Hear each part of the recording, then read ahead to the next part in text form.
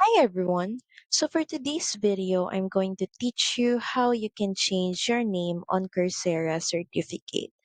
So in coursera.org, just make sure you have logged into your account and in this profile icon, just click on it, then click on settings.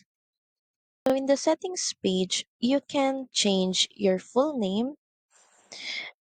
Then once done, just click on save. After that, just click on verify my name. So from here, just type the name that you want to appear on your Coursera certificate. Then once done, just check this box, click on submit. So once done, the name you entered will be the name that will appear on your Coursera certificate. So that's pretty much it. Thank you very much for watching this video. I hope that this helped you on how you can easily change your name on Coursera certificate. Please don't forget to like, share, and subscribe to the channel. And I will see you again on the next one. Bye!